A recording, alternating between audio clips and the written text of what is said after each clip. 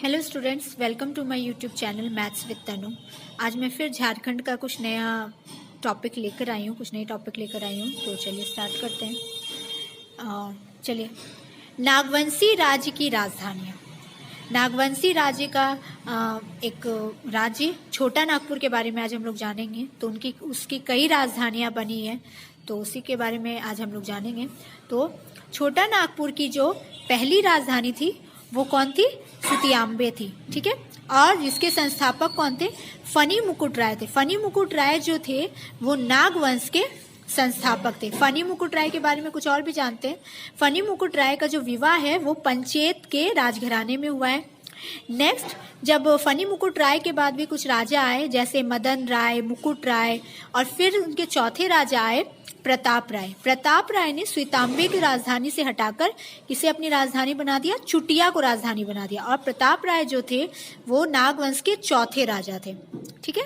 Next आते हैं, फिर प्रताप राय के बाद भीमकर्ण।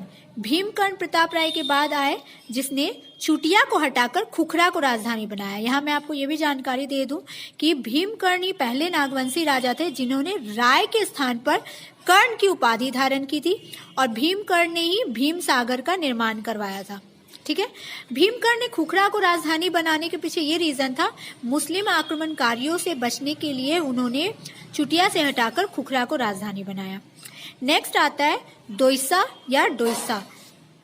खुखरा से हटाकर दोइसा राजधानी बनी छोटा नागपुर की, और जिसे किसने बनाया? दुर्जन शाह ने बनाया। फिर दुर्जन शाह के बाद कौन आए?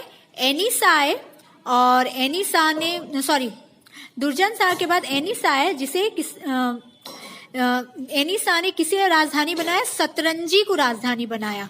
और एनिसा ने ही जगन्नाथ मंदिर का निर्माण करवाया। कब करवाया? 1691 में।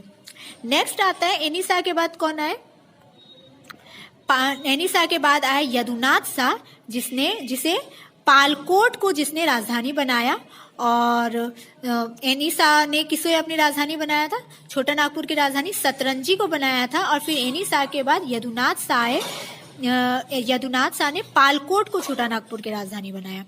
पालकोट के बाद फिर यदुनाथ शाह के बाद फिर कौन आए? जगन्नाथ शाहदेव आए, जिसने पालकोट भोरो को राजधानी बनाया छोटा नागपुर की।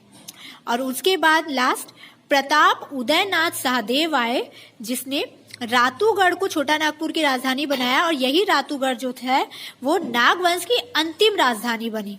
तो अगर आपसे पूछा जाए नागवंश की पहली राजधानी कौन थी, तो सुतियाम्बे थी। और नागवंश की अंतिम राजधानी कौन थी, या छोटा नागपुर की अंतिम राजधानी कौन थी? सॉरी, मैंने नागवंश बोल दिया। छोटा नागपुर की अंतिम राजधानी कौन थी? तो रातूगढ़ थी। और छोटा नागपुर की पहली राजधानी कौन थी? तो सुतियाम्बे थी। आई होप आपको ये सेशन पसंद आया होगा।